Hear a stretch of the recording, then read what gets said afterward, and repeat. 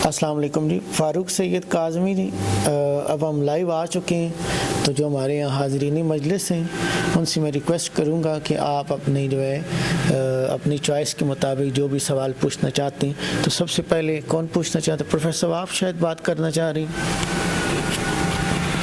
السلام علیکم، میرا نام عبید الرحمان ہے اور میں یونیورسٹی آف چکوال سے ہوں۔ میں سر اس بارے میں سوال کرنا چاہتا ہوں کہ جیسے کہ آپ نے بات کی ہے کہ انسان کے اندر کسی چیز کا جب یقین بیٹھ جاتا ہے تو 95% بیسکلی کام اس یقین کا ہے کہ جب اس کے اندر وہ فیتھ کا وہ درجہ وہ حاصل کر لیتا ہے۔ پوچھنا یہ تھا کہ ہمیں اس فیتھ کے درجے کے بارے میں بعض اوقات اس یقین کے بارے میں بے یقینی ہوتی ہے کہ ہمیں یہ اندازہ نہیں ہوتا کہ آیا ہم اس یقین کے لیول کو اچیو کر چکے ہیں یا نہیں، تو وہ کیا پیمانہ ہے یا وہ کیا طریقہ کار ہے جس کے ذریعے ہم یہ اندازہ لگا سکتے ہیں یا ہمیں پتہ چل سکتا ہے کہ ہمارا اورا یا ہمارا فیتھ اس قدر اسٹرانگ ہو چکا ہے کہ اب جو ہے ہمارے جو معاملات ہیں وہ اب تیزی سے بلکہ بآسانی اپنی منزل کی جانب وہ حل ہو سکیں گے؟ تو یہ میں جاننا چاہوں گا۔ بہت شکریہ عبید، بڑا اچھا سوال ہے۔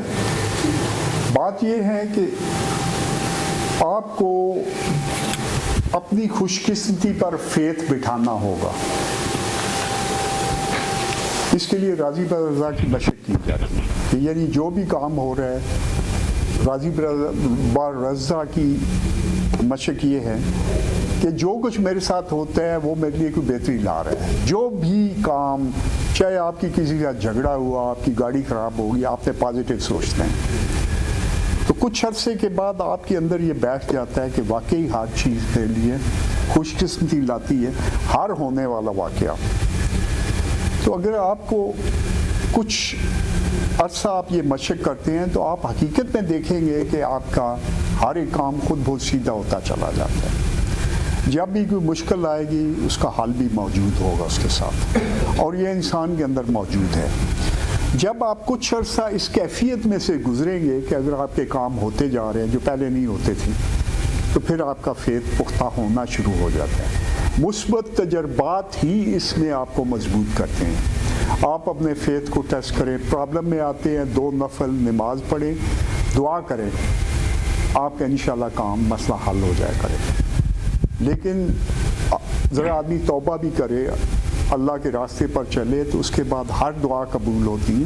قرآن پاک میں کیا لکھا ہے؟ جب ہمیں قرآن پاک پر عمدہ یقین ہوگا تو پھر ہمارا فیتھ بہت زیادہ مضبوط ہوتا چلا جائے گا۔ اسی مسئلے پر ایک یحییٰ برمکی کا ایک دلچسپ واقعہ ہے۔ یحییٰ برمکی کہتا ہے کہ میں ایک بار حج پر جا رہا تھا، تو مجھے ایک بدو ملا، وہ مجھے جانتا تھا۔ کہتا ہے یحییٰ کہاں جا رہے ہو؟ میں نے کہا جی میں مکہ مدینہ جا رہا ہوں۔ کہتے ہیں وہاں کیا ہوتا ہے؟ عمرے کرنے جا رہا تھا۔ کہتے ہیں کہ وہاں پہ اللہ کی باتیں ہوتی ہیں۔ اس نے کہا اللہ کی کوئی باتیں مجھے بتاؤ، سناؤ۔ یحییٰ برمکی جو مامون الرشید کا مشہور وزیر تھا، سارے لوگ جانتے ہیں، اس نے ایک آیت پڑھی جس کا مطلب تھا کہ جو اللہ پر بھروسہ کرے اللہ اس کے لیے کافی ہے۔ سورہ طلاق میں 2 اور 3 نمبر میں جو ہے آیت ہے، لیکن اس نے کون سی پڑھی مجھے پتہ نہیں ہے۔ تو بدو سن کر کچھ سوچنے لگ پڑا۔ اس کے بعد کہتے ہیں کہ جب اللہ کافی ہے تو میں کس پھڈے میں پڑا ہوں؟ اونٹ سے اترا، اونٹ کو ذبح کر کے لوگوں میں تقسیم کیا اور تپتے صحرا میں پیدل چل پڑا۔ تو یحییٰ برمکی کہتا ہے میں پریشان ہو گیا کہ میں نے کیا کہا، اس نے مطلب کیا نکالا ہے، یعنی اسباب کی بالکل نفی کر رہا ہے یہ۔ کہتا ہے میں نے آگے جانا تھا، میں کیا کروں؟ میں اپنے سفر پر چلا گیا۔ میں نے کہا مر جائے گا اب صحرا میں۔ کہتے ہیں 5-6 سال بعد ایک دن پھر میں خانہ کعبہ کا طواف کر رہا تھا تو کسی نے میرے کندھے پہ ہاتھ رکھا، مڑ کر دیکھا تو وہی بدو تھا۔ مجھے دیکھ کر کہتے ہیں مجھے پہچاننا؟ میں نے کہا جی ہاں میں پہچانتا ہوں، پہچان لیا۔ تو وہ کہتے ہیں مجھے اللہ کی کوئی اور باتیں بتاؤ۔ تو میں نے اسے ایک آیت پڑھی جس میں یہ تھا کہ کیا تمہیں اللہ کے وعدے پر بھی شک ہے؟ کہتے اتنی بات سنی تو وہ ڈر گیا ایک دم۔ کہتے ہیں ایسے لوگ بھی ہیں جو اللہ کے وعدے پر شک کرتے ہیں ایسے لوگ بھی ہیں۔ وہ کانپنے لگ پڑا اور زمین پر لیٹا، اس کی جان نکل گئی۔ آخری وقت اس کے ہونٹوں پر لفظ تھے کہ ہاں ایسے لوگ بھی ہیں جو اللہ کے وعدے پر شک کرتے ہیں. دیکھیں ہمیں قرآن پاک پر اتنا ہی پختہ یقین ہوگا تو ہم اونچے ترین فیت پر پہنچیں گے. اپنے زوال شک کو ہی ایمان کہا جاتا ہے عربی میں.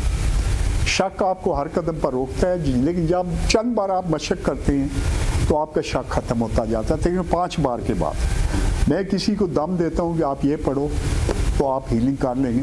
پہلی بار سے شک ہوتا ہے وہ کرے گا رزلٹ آ جائے گا. دوسری تیسری جب 5ویں بار ہوگی اس کا یقین پختہ ہو جاتا ہے. تقریباً 5 بار ہوتا ہے. تو یہ آپ نے کرنا ہے. جی اور کوئی سوال؟ عمران جاوید میرا نام ہے، ٹیچنگ سے وابستہ ہوں.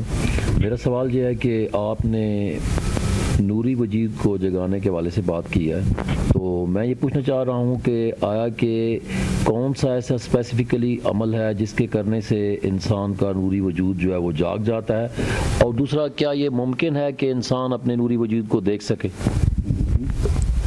دیکھیں جہاں تک نوری وجود کو دیکھنے کا تعلق ہے، میں اسے پہلے کہتا ہوں کہ یہ ایک جگہ آتی ہے، ایک ٹائم آتا ہے جہاں آپ اپنے آپ کو محسوس کر سکتے ہیں، دیکھ سکتے ہیں.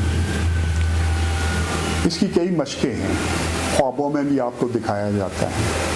آپ کافی مشق کریں تو آپ خود بھی دیکھ سکتے ہیں، لیکن آپ اپنے تجربات کی مدد سے یہ اندازہ کر سکتے ہیں کہ آپ کا نوری وجود جاگ گیا، آپ میں زیادہ انرجی آ گئی، کہ اس میں بے پناہ انرجی ہوتی ہے. وہ آپ کو دائیں بائیں چیزیں پروف دے رہی ہوتی ہے جاگ گیا ہے.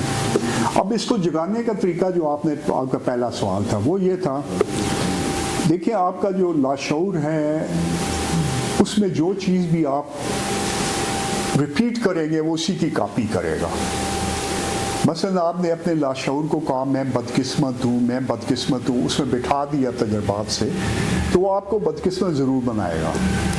جب آپ کہیں گے میں خوش قسمت ہوں، خوش قسمت ہوں، تو آپ کو خوش قسمت بنا دے گا. تو اسی اصول کے تحت آپ کوئی بھی ورد وظائف کرتے ہیں، درود شریف ہے مثلا، درود ابراہیمی ہے، تو آپ کو آہستہ آہستہ وہ خوش قسمت بنا دیتا ہے. پرانی پروگرامنگ کو ختم کر کے نئی بٹھا دیتا ہے. جب آپ اللہ لا الہ الا حی و قیوم پڑھتے ہیں جو آیت الکرسی کا سٹارٹ ہے، تو آپ کے اندر حی و قیوم کی صفات جاگنی شروع ہو جائے. جو آپ ریپیٹ کرتے ہیں وہ ہوتی جاتی ہیں. تو ورد وظائف اس میں مدد کرتے ہیں، اس کو جگاتے ہیں، اور دینے والے استاد کا یقین ہوتا ہے کہ اس سے اس کا نوری وجود جاگے گا، اس میں صلاحیت آ جائے گی. لینے والے کا بھی یقین ہوتا ہے کہ میں اس میں کامیاب ہوں گا. دوسرا طریقہ جو ہے، ایک تو ہو گیا ورد وظائف، دوسرا ہے جسے آپ کنسنٹریشن یا میڈیٹیشن کی مشق کہتے ہیں. کہ آپ نقطہ بینی، شمع بینی یا اپنے اندر توجہ کرتے ہیں، اس سے بھی آپ کو چیزیں محسوس ہونی شروع ہو جاتی ہیں، سوالوں کے جواب ملنے شروع ہو جاتے ہیں. اور جو اپنے اندر اندرون بینی ہوتی ہے تو پھر خود بینی کے بعد خدا بینی کی طرف آدمی چل پڑتا ہے. یہ آپ کو کرنا پڑے گا، اس کی جو مشق ہے کرنی پڑے گی، پھر ہی آپ اونچے لیول پر جائیں گے. اپنے اندر آپ کو سوچوں کے جواب خود چیزیں آنی شروع ہو جاتی ہیں ذہن میں، بے شمار صلاحیتیں ہیں جو شروع ہو جاتی ہیں. یہ ہو گیا دوسرا کہ کنسنٹریشن یا میڈیٹیشن کی مشق. تیسری جو مشق ہے وہ ہے پیر، روحانی استاد یا انہیں سے گرو کہتے ہیں، ان کی مدد سے وہ آپ کے اندر چیزیں ٹرانسفر کرتا ہے، اپنی جو صلاحیتیں ہیں وہ ٹرانسفر کرنے کی کوشش کرتا ہے، اور یہ ٹرانسفر ہو جاتی ہیں. لیکن اگر کوئی صحیح استاد ہو، مجھے افسوس ہے پاکستان میں 90% اناڑی لوگ، اناڑی نہیں بد کردار لوگ اس کام میں ہیں، لالچی، کرپٹ. 8% اناڑی ہیں، وہ شریف لوگ ہیں، اناڑی ہیں. 2% ٹھیک ہیں. لیکن آپ اللہ کے فضل سے ان 98% ان کے متقین اتنا ڈھول مارا ہوا ہے اور اتنی میوزک لگایا ہوا ہے کہ آپ ان 2% کو نہیں ڈھونڈ پائیں گے. حالانکہ یہ بڑا آسان سفر ہے اور یہ آسانی سے طے ہو جاتا ہے. میرے خیال ہے آپ کو اس چیز کی سمجھ آ گئی ہوگی. استاد جو دیتا ہے آپ کو ورد وظائف سے یقین ہوتا ہے کہ میری صلاحیتیں ٹرانسفر ہو رہی ہیں، اس پختہ یقین کی وجہ سے آپ میں وہ چیزیں ٹرانسفر ہونی شروع ہو جاتی ہیں. ٹھیک ہے جی، یہ ایک آسان طریقہ ہے. دوسرا نوافل پڑھنا اور قرآن پاک پڑھنا، یہ آپ کے اندر انہی صلاحیتوں کو جگاتا ہے. لیکن یہ تمام نیکی کے راستے میں ممکن ہے اگر آپ نے اسپیڈ اپ کرنا ہے، کیونکہ جو عمل آپ کرتے ہیں آپ سے واپس آتے ہیں. اگر آپ کسی کو نقصان کرتے ہیں تو آپ کا نقصان ضرور ہوگا. بہت سے لوگ مجھے مختلف پھندوں میں پھنسے ہوئے ملے، روحانی لوگ، انہوں نے لوگوں کو نقصان کیا تھا اسی چکر میں. آپ نے کسی کا نقصان نہیں کرنا. یہ بے حد طاقتور پریکٹس میں نے آپ کو پچھلے لیکچر بتائی ہے. جی آگے. جی میں خالد محمود چک. اب تمام مذاہب میں پائی جاتی ہے، مت بھی ہوتے ہیں، مذاہب بھی ہوتے ہیں، دین بھی ہیں، ان میں پائی جاتی ہے. جو روحانیت ہے اوپر ڈھونڈنے چلیں تو اصول اس کے ملتے جلتے ہیں، لیکن مثلا جو ہنود کی روحانیت ہے اصول اسی پہ، نیکی پہ وہ بھی کام کرتے ہیں، کنسنٹریشن میڈیٹیشن پہ کرتے ہیں، لیکن ان کا اللہ کے بارے میں تصور کنفیوز ہے. اسی طرح دوسرے لوگوں کا کچھ کنفیوز ہے. تو اسلام میں اس کی مکمل شکل موجود ہے. مکمل شکل اس طرح ہے کہ آپ کے اندر پریکٹسز، یہ تینوں چیزیں جو میں نے بتائی ہیں یہ تینوں موجود ہیں. یہ پہلے جو میں بتا چکا ہوں، یعنی جس میں کنسنٹریشن، میڈیٹیشن اور ورد وظائف، یہ تمام بھی اس میں موجود ہیں. اور نوری وجود اس سے آٹومیٹک جاگ پڑتا ہے. اللہ پہ ایمان جب آپ نوافل پڑھتے ہیں مضبوط ہونا شروع ہو جاتے ہیں. تو اس میں مکمل ہے. لیکن اس اسلامی روحانیت میں دوسرے مذاہب سے چیزیں لے کر شامل کر دی گئی جس نے اس کی شکل بگاڑ دی. چاہے آپ اسے قبروں پر ایمان سمجھ لیں، چاہے آپ کئی اور شکلیں دیکھ لیں، چاہے آپ اسے نفس کشی کی شکل میں لے لیں، چاہے آپ بہت سی اور پریکٹسز ہیں. یہ ٹھیک نہیں ہے. اسلام اس کی اجازت نہیں. اسلام کہتا ہے کہ آپ نفس کو کنٹرول کریں، اسے مارے نہ.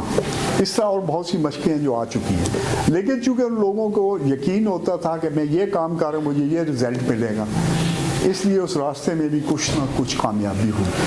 اللہ کی طرف جانے کے ویسے تو ہزاروں راستے ہیں، لیکن اللہ نے ہمیں آسان اور سیدھا اور مضبوط ترین راستہ دے دیا. لیکن جس راستے پر بھی کوئی چلتا ہے اسے کچھ نہ کچھ مل جاتا ہے، جیسے مہاتما بدھ کو ملا. میری کتاب روحانیت، دانش اور حقیقت میں اس کی کافی تفصیل موجود ہے. تو ہزاروں راستے لوگوں نے بنا لیے، لیکن ان میں غلط کنفیوز راستے بھی تھے. میں آسان راستہ، آسان ترین راستہ، میں نے تمام اہم مذاہب کی روحانیت کو پڑھا ہے. میں ان لوگوں کا حصہ بن کے رہا ہوں.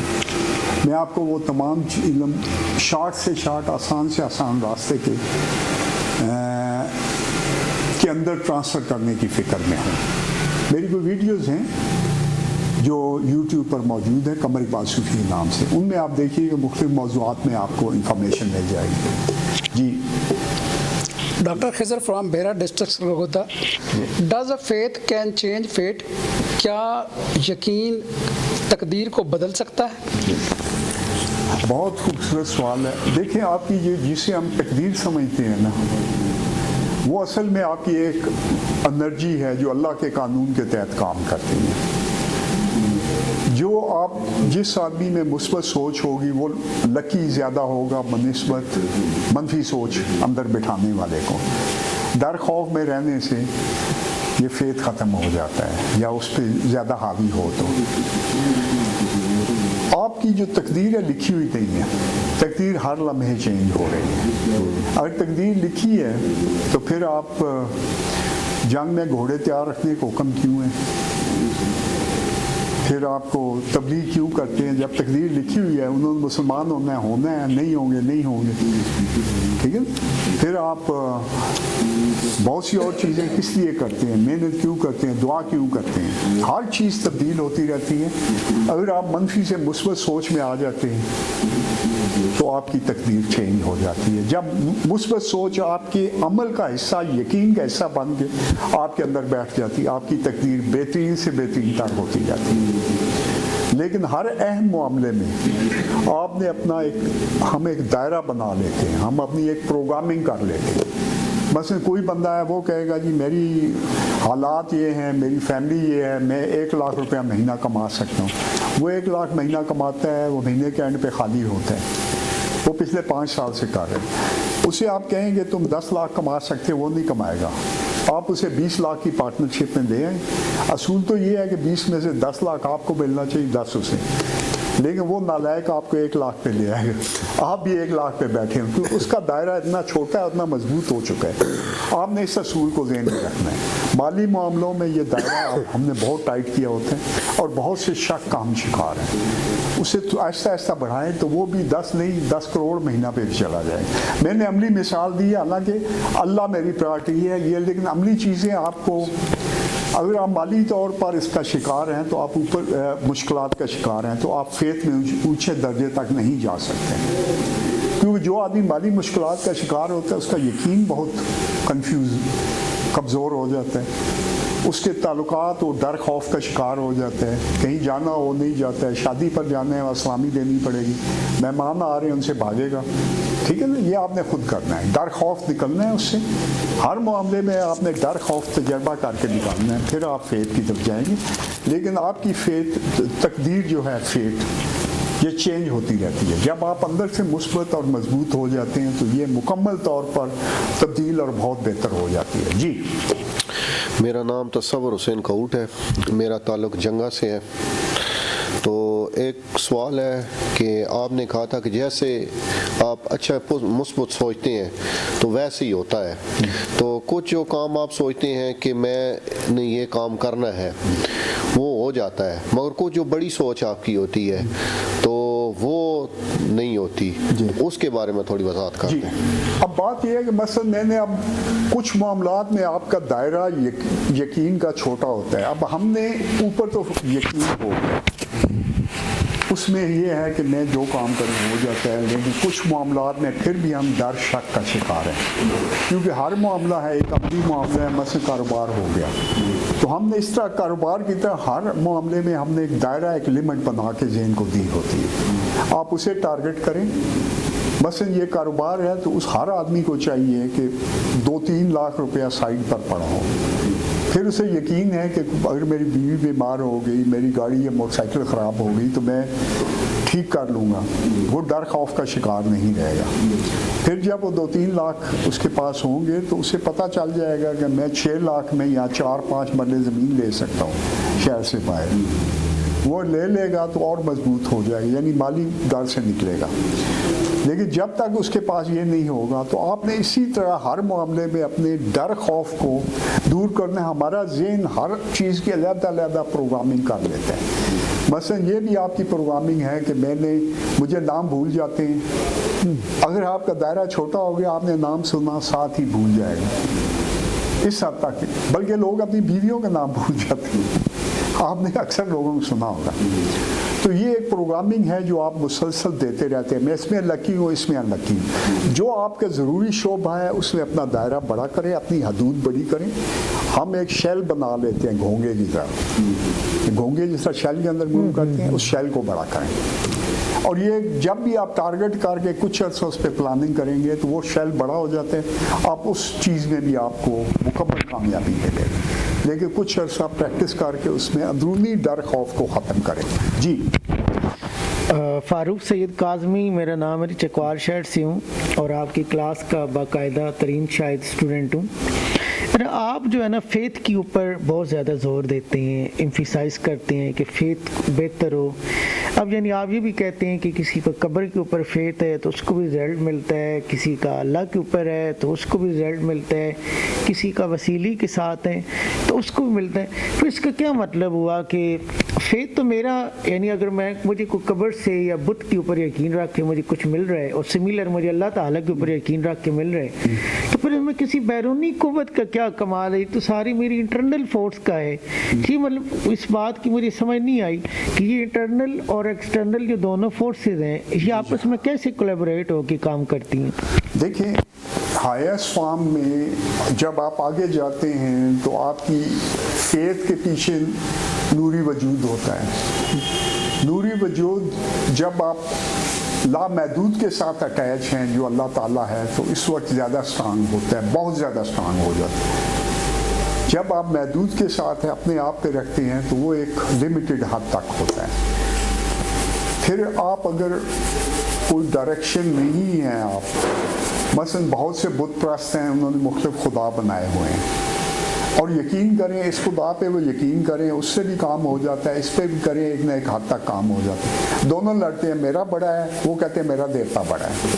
تو اللہ نے یہ مکمل سسٹم دے دیا کہ اللہ پہ بھروسہ کریں. اگر آپ وہ اللہ پہ بھروسہ کر کے اللہ کے مطابق ایک ڈائریکشن میں نہیں جا رہے ہیں, دین کا اصل مقصد لوگوں کو ایک یونائٹ کر کے, متحدہ کر کے ترقی دینی ہے, ایک آئیڈیل معاشرہ بنانا ہے جہاں پیار و محبت ہو, خوف کے بغیر. دین اسلام نے یہ مکمل دیا ہے. اگر آپ اس سے نکلتے ہیں تو کچھ عرصے بعد آپ فیت رکھنا شروع کر دیں گے بت پر, فلان دیوتا پر, فلان درخت پر, تو آپ کنفیوز ہو جائیں گے اور آپ کی فیتھ بھی لمیٹڈ اور خراب ہونی شروع ہو جائے گی. کیونکہ جو اللہ پہ فیتھ ہے وہ ایک اور ہے. آپ اللہ کے جب ورد وظائف کرتے ہیں تو اس میں اللہ سے نور لینے کی مشقیں بھی ہوتی ہیں. جب آپ اللہ کو نہیں مانتے ہیں تو آپ پھر کہاں تک گرو کریں گے؟ نوری وجود کتنا جاگے گا؟ نہیں. ٹھیک ہے. بہت سے لوگ جو لامذہبی ہیں ان میں بھی اچھی خاصی روحانیت ہوتی ہے, میں مل چکا ہوں ان لوگوں کو, لیکن جو اللہ پہ یقین ہے, ایمان ہے, اس کی کوئی اور ہی حساب ہے. وہ ان سے 20 گنا پاورفل ہوتا ہے, جو میں آپ کو ابھی مثال دے چکا تھا, نوری وجود جو. ٹھیک ہے. لیکن اس سے اور بڑے واقعے میرے ساتھ ہو چکے ہیں. تو فیتھ اور نوری وجود جاگنا, اور تیسرا کسی عمل کو پریکٹس سے پختہ کرنا, یہ تین آپ نے سمجھ لیے, 98-99% آپ کو سوالوں کے جواب مل جائیں گے. لیکن اللہ پر فیتھ رکھیں, اللہ پر ایمان کے بعد خود پر, یہ ضروری ہے. جی اچھا, لیکن اس سوال کا وہ والا حصہ تو رہ گیا کہ ایک بندہ جو قبر کے اوپر یقین رکھ کے کام کر رہا ہے, اللہ سے اس کا ایسا رابطہ نہیں ہے, لیکن ٹارگٹ اس کو بھی مل رہا ہے, اس کو بھی فائدہ ایک حد تک اس کو مل رہا ہے, لیکن ہوتا کیا ہے کہ لیکن پھر اس کو کیسے مل رہا ہے جبکہ دینے والی اور نہ دینے والی ذات تو اللہ کی ہے. اللہ اس کافروں کو بھی دیتا ہے, اللہ شیطان کو بھی اس نے روزی کا بندوبست کیا ہوا ہے, شیطان کا یعنی کام کا بندوبست کیا ہوا ہے. تو آپ کو شیطانی راستے سے بھی ملے گا, فکر مت کریں. شیطان کی پوجا بھی لوگ کرتے ہیں, یعنی اگر کچھ نہ کچھ مل جاتا ہے. یہاں پہ جو سب سے بڑے دنیا میں بیٹھے ہیں حرامی, وہ شیطان کی پوجا بھی کرتے ہیں, شیطانی پوجا, کیونکہ ان کو پتہ ہے کہ اس سے بھی ملتا ہے. وہ ڈر خوف کا کاروبار کرتا ہے. شیطان تمہیں مفلسی سے ڈراتا ہے اور بے حیائی پر اکساتا ہے. قرآن پاک کے لفظ ہیں. تو جہاں پہ بھی آپ اس پتھر پہ بھی یقین کریں گے تو آپ کو یہاں سے ملے گا. لیکن اللہ نے مکمل آخری راستہ بتا دیا کہ اسی راستے پر آپ, چونکہ اگر آپ اللہ کے راستے پر ہیں تو اللہ کے پیغام کو مانیں گے, پھر آپ کا فیتھ بڑھتا جائے گا, ورنہ آپ کا فیتھ کچھ عرصے بعد زیرو ہو جائے گا. اچھا, آج ایک بڑا اچھا یعنی میری الجھن جو ہے دور ہوئی. وہ میں یہ سمجھتا تھا کہ اسم اعظم جو ہے وہ کوئی ایک مخصوص الفاظ کا مجموعہ ہے, صرف ایک, اور وہ اس بندے کو تلاش کرنا ہوتا ہے یا لوگ صدیوں سے تلاش کر رہے ہیں. آج آپ نے باتوں میں یہ کہا کہ اسم اعظم ایک ٹرم ہے, کسی الفاظ کا مجموعہ نہیں ہے, کہ کوئی ایسا کام کا طریقہ ایسے جو آپ کو مل جائے جس سے آپ بڑے سے بڑا کام کر سکے تو اس کو اسم اعظم کہتے ہیں. آپ نے بھی یہی بات کی, تو میری یہ الجھن یعنی دور ہوئی. اور ساتھ ہی میرا ایک کوشچن یہ ہے کہ جو مطلب جو نوری وجود کو جگانے کے بعد ہم روحانیت کو جو ہمارے ہاں تصور پایا جاتا ہے وہ قرب الہی یا اللہ تعالیٰ کے قریب ہونا ہے, تو کیا اس کے ساتھ ہم جو انسانوں کے زمین کے اوپر جو ان کے مسائل ہیں روزی سے متعلق اور ان کی صحت سے متعلق اور اس طرح کی اور جو الجھنیں ہیں, کیا اس کو بھی ہم اسی طرح سے حل کر سکتے ہیں جس طرح سے ہم قرب الہی لے سکتے ہیں؟ جی بالکل حل ہو جاتے ہیں. پہلا تو یہ ہے کہ اگر وہ اللہ کے قانون پر چلیں گے تو ان کے مسئلے خود ہی حل ہوں گے. جو مشکل تم پر آتی ہے وہ تمہارے ہاتھوں کمائی ہے, غالباً سورہ نساء 79 ہے. تو اگر آپ اللہ کے راستے پر چلتے ہیں تو خود بخود آپ کے کام ہوتے جاتے ہیں. لیکن اس راستے کا مطلب ہے اللہ پر توکل اور بھروسہ بھی. یہ 3 درجوں میں چلے جائیں گے. جی سر, اس میں اعظم ہے جو آصف بن برقیہ تھا, ملکہ بلقیس کا تخت لانے میں اس نے وہ حی و قیوم کا عمل تھا, دورہ کبیر کیا تھا اس نے, تو وہ یہ لفظ پڑھ کر وہ لایا. اور دوسرا حدیث میں آتا ہے کہ یہ سورہ بقرہ میں ہے, سورہ طٰہٰ میں ہے, 3 صورتوں میں بتایا گیا ہے. تو اس کا مطلب ہے جب حدیث پاک میں آ گیا تو یہ کوئی لفظ ہوا نا, تو یہ سیکھنے سکھانے سے تو نہیں آتا, عطا ہے رب تعالیٰ کی, لیکن حدیث جو ہے وہ کسی لفظ کے بارے میں انڈیکیٹ کرتی ہیں. जबकि मुख्तलिफ अहादीस में अल्लाह ला इलाहा इल्ला हुवल हय्युल क़य्यूम है या ज़ल जलाल वल इकराम है, मुख्तलिफ, लेकिन इस तक पहुंचा कोई नहीं। तो पता ये चलता है कि ये कोई अल्लाह का ख़ास नाम है। कुरान पाक में अल्लाह ने कुछ भी छोड़ा नहीं है, बता दिया है। मसलन ये जो आप बात कर रहे हैं इसका जवाब कुरान पाक ने दिया है कि कोई ऐसा इल्म होता, अगर कोई ऐसा इल्म होता जिससे पहाड़ चल पड़ते और समुंदर खुश्क हो जाते तो वो कुरान में होता। ये कुरान पाक के मैं लफ्ज़ आपको बता रहा हूँ। ये हाफ के बाद है, मुझे इस वक्त आयत नंबर याद नहीं है, लेकिन ये मौजूद है। असल में ये अगर कोई लफ्ज़ होता तो इस लफ्ज़ तक लोग पहुँच जाते हैं। ये वो यकीन है, ये आपके अंदर जब नूरी वजूद जाग जाता है तो आपकी ज़बान वो नहीं रहती। जिस तरह आपको कई मिसालें मिलेंगी, हज़रत फरीद शकरगंज की लोग मिसाल देते हैं, मुझे पता नहीं है वो मिसाल ठीक है या नहीं है, क्योंकि मैं अपनी आंखों से तो मैंने नहीं देखा कि एक औरत आई, उसने कहा जी मैं गरीब हूँ, परेशान हूँ, बेटी की शादी करनी है। तो उन्होंने एक पत्थर सामने रखा, उस पर कुल वल्लाह शरीफ पढ़ी चंद बार, तो वो पत्थर सोने में चेंज हो गया। तो औरत ने सुना तो वो लेकर चली गई, बेटी की शादी की, फिर खुद वज़ू करके बैठी रही, लगी रही, तो कुछ भी नहीं हुआ। वापस आई, जनाब मैंने तो बाकायदा वज़ू करके और बड़े उसके साथ पढ़ा है। उनका ज़बान भी तो फरीद शकरगंज की होती है ना। मिसाल हमें समझा देती है कि आपके यकीन की कैफियत है जो आपको वहाँ तक ले जाती है। ठीक है, यकीन है और नूरी वजूद का जागना है, ये दो चीज़ें हैं जो मेरे मुशाहिदे में बार बार आई हैं और मुख्तलिफ तरह से कन्फर्म हो। अगर ये कोई एक लफ्ज़ होता तो वो लफ्ज़ बिस्मिल्लाहिर्रहमानिर्रहीम है, बस ख़त्म।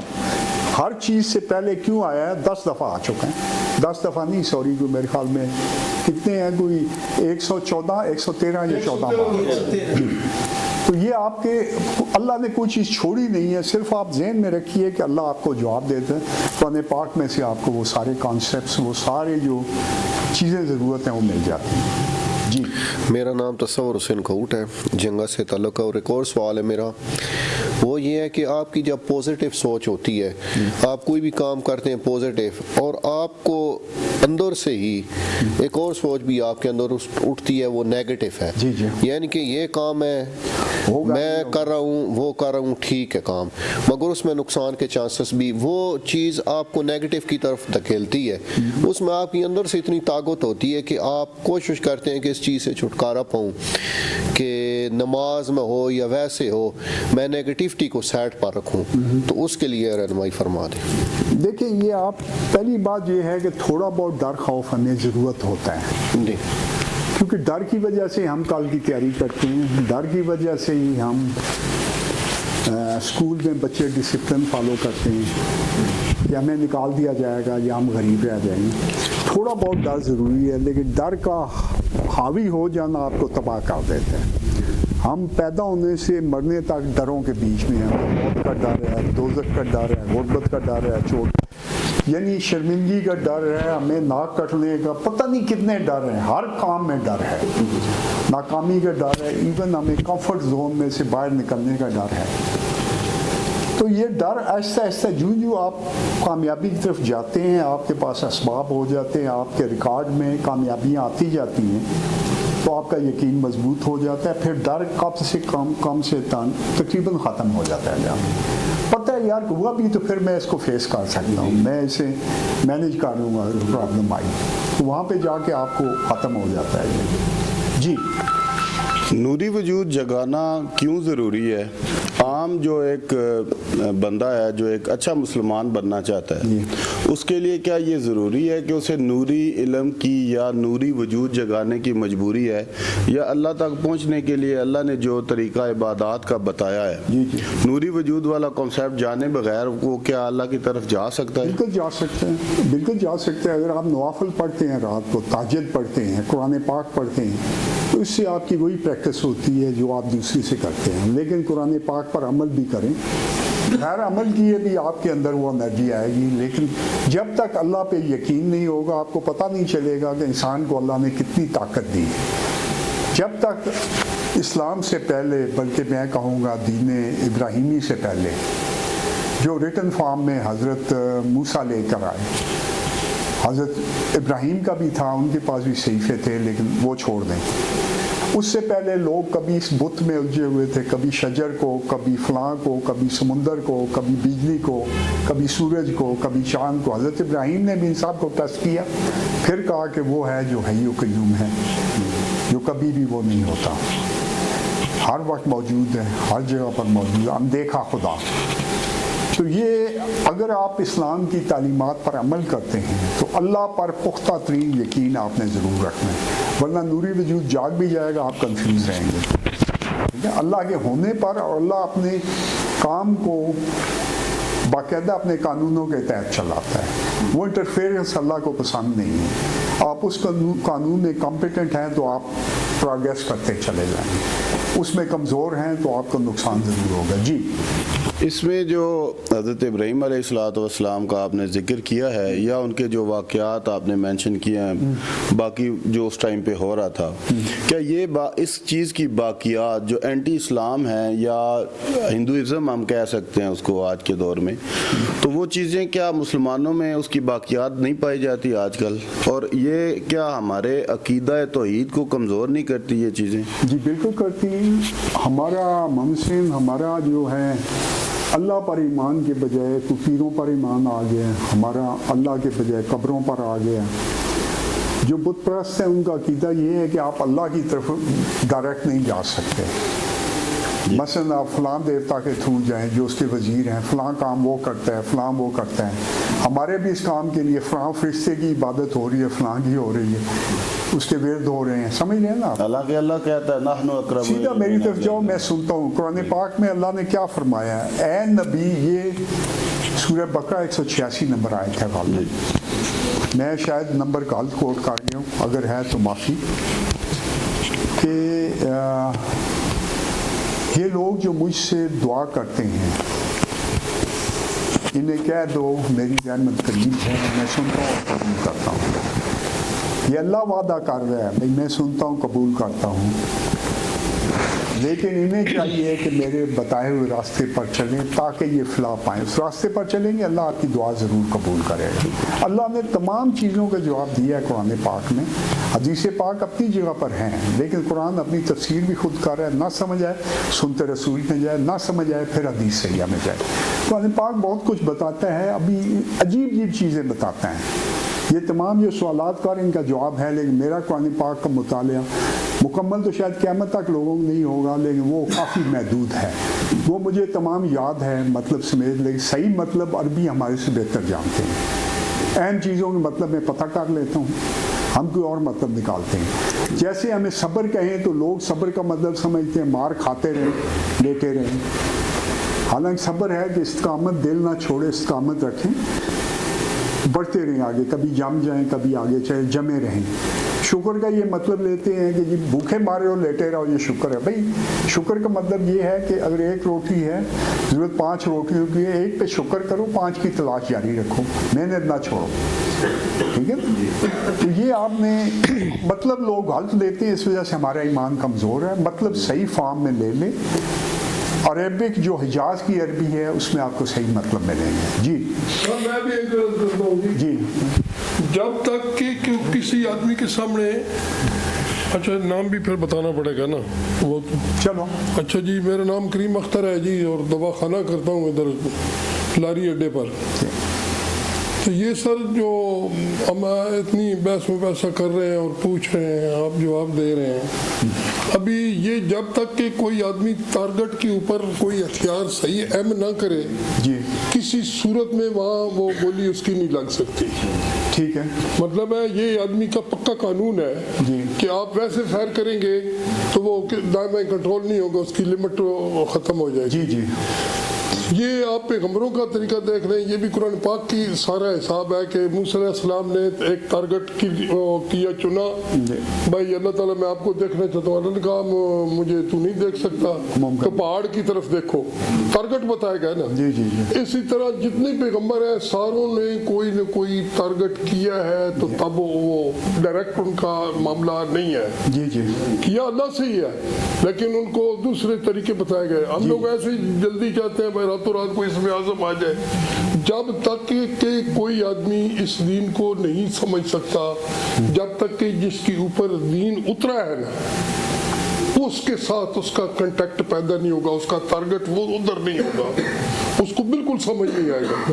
یہ ہمارا ایسا ہی خیال ہے، بے شک جتنا مرضی ہے مت مارتا رہے، جس کے اوپر دین اترا ہے نا اس کے ساتھ وہ روحانی طور پر کنٹیکٹ کرے، اور کنٹیکٹ کرنے کا طریقہ یہ ہے کہ وہ جس طرح قرآن پاک میں آتا ہے بھائی اللہ کا ذکر کرو، اللہ بذکر اللہ تطمئن القلوب، جی کہ ایک طریقہ ہے کہ میرے دل کی تسلی کے لیے ذکر فکر کرو۔ ادھر وہ معمولی بحث مباحثہ کرنے سے ایسے نہیں سمجھ آتا۔ آپ کے سوال سمجھ آ گیا، یہ ٹارگٹ ضروری ہے جی بس وہ اللہ نے جو ٹارگٹ، اور ٹارگٹ بھی دنیا میں ہے، زمین میں جو قرآن پاک میں دے دیا ہے وہ ٹارگٹ مکمل موجود ہے۔ ہمیں جو عبادات بتائی گئی 10% دین ہے، معنیات عبادات، 90% اخلاق معاملات ہیں۔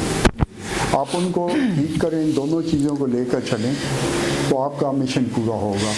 تو اللہ کا جو نور ہے وہ ہر انسان میں موجود ہے، وہ بڑھ جاتا ہے۔ جی میں آپ سے یہ پوچھنا چاہ رہا تھا کہ ایک تو ہم قرب الہی نوری وجود کو ہم عبادات اور مطلب اس طرح سے جگاتے ہیں جیسے کچھ عملیات وغیرہ، لیکن کیا ایک شخص جو ہے وہ اس کی عبادات میں اچھا نہیں ہے اور عملیات بھی اس کی جیسے ورد وظائف میں وہ بالکل کمزور ہے، لیکن وہ جیسے عبدالستار عیدی ہے، لیکن وہ ایک ویلفیئر کے کام یا عوام کی خدمت اور اس طرح سے پوری ایمانداری جوش و جذبے سے کرتے ہیں، تو کیا اس کا بھی اللہ سے اتنا ہی بہترین رابطہ ہو سکتا ہے اور اس کا بھی نوری وجود اتنا ہی کام کر سکتا ہے جس طرح ایک وظائف کرنے والے کا، یا اس کا زیادہ کرے گا یا کم کرے گا؟ جی دیکھیں، یہ اسی بات پر مولانا روم نے جواب دیا ہے کہ اللہ پر پہنچنے کے کئی راستے ہیں، لیکن میں نے انسانوں کی خدمت کا راستہ چنا۔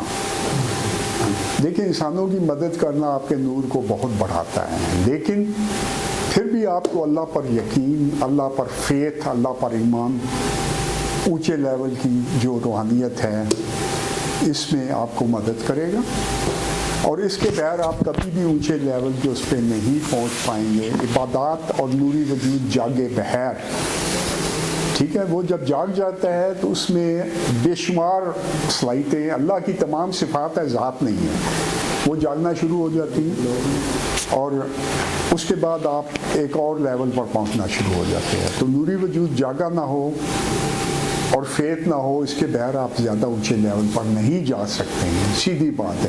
آپ چھوٹے موٹے کام کرتے رہیں گے، پھر الجھ کر رہ جائیں گے کہیں نہ کہیں۔ صبر شکر کا سہارا آپ نے ہر قدم پر لینا ہے۔ صبر کا مطلب استقامت، جمے رہیں، چلتے جائیں، آپ کو کامیابی ملے گی، اور شکر کا مطلب ہے جو نہیں ملا اس میں کوئی بہتری ہے، آپ نیچے دیکھ کر شکر کریں، آپ کے اندر سے کتنی گیریں کھولیں گے۔ مثلا میں بھی وہ روحانیت پانا چاہتا ہوں جو حضرت شیخ عبد القادر جیلانی ہے، ان سے بھی 100 گنا بڑی، ہر آدمی خواہش ہے، لیکن چونکہ وہ لمبا سفر ہے، ممکن ہے انسان کے لیے، کبھی بھی یہ نہیں ہے کہ کچھ چیز ناممکن، اللہ کی دنیا میں ہر چیز ممکن ہے، لیکن یہ ہو جائے گی۔ انسان قیامت سے پہلے یہ تمام چیزیں اچیو کرے گا، جو مجھے قرآن پاک کی سمجھ آئی ہے۔ اچھا، اسی کے ساتھ ایک سوال جو ہے نا منسلک ہے کہ ایک بندے کی عبادات زیادہ ہیں لیکن اس کے معاملات اچھی نہیں ہیں، ایک بندے کی عبادات اور مطلب جو عملیات ہیں جس طرح سے ورد وظائف ہے وہ بہت کم ہے، لیکن اس کی زندگی کے معاملات بہت اچھی ہیں، جیسے وہ جھوٹ نہیں بولتا، بے ایمانی نہیں کرتا، کم نہیں تولتا، اگر ٹیچر ہے تو پڑھاتا بہت ایمانداری کے ساتھ ہے، تو کیا ان یعنی زینوں کے ساتھ بھی جو ہے وہ اللہ حد تک ترقی کر جائے گا، لیکن پوری سی اچھا اللہ پر پختہ ترین ایمان ہونا اور اللہ کا خلیفۃ اللہ ہونے پر پختہ ترین یقین ہونا، یہ بڑا ضروری ہے۔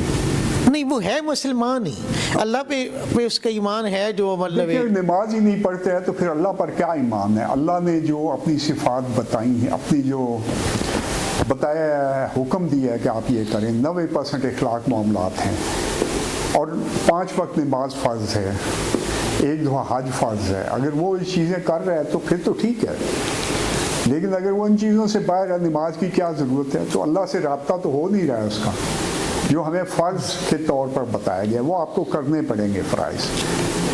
یہ ہمارے لوگ بے شمار کہیں گے نہیں جی میں نہیں کرتا ہوں، لیکن میں ٹھیک ہے، ان کو اس کو پھر بھی ثواب ملے گا، لیکن اصل بات ہے کہ آپ نے تمام احکامات کی اور عمل کرنا ہے. یعنی عبادات کو مسلسل جاری رکھنا اور ورد وظائف بھی ضروری ہے، بنیادی شرط ہے اس مقام پر جانے کے لیے.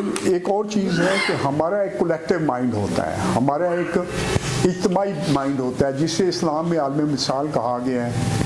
کولیکٹیو مائنڈ جس کی کارل یونگ نے جس کی اپنے اس میں تصدیق کی، اس کے بعد ایڈلر تھا، اس نے بھی اجتماعی لاشعور کی بات کی. تو جو اجتماعی لاشعور ہے اس کی انرجی بڑھتی ہے، ہر گروپ کی علیحدہ علیحدہ انرجی اس میں ہے، نور ہے.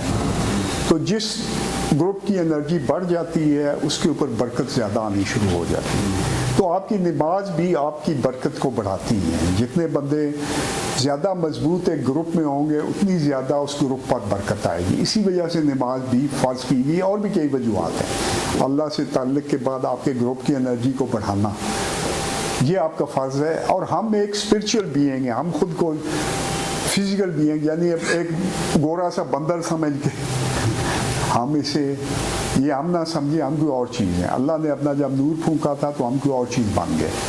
ٹھیک ہے، تو یہ بڑا ایک سمپل سی بات ہے.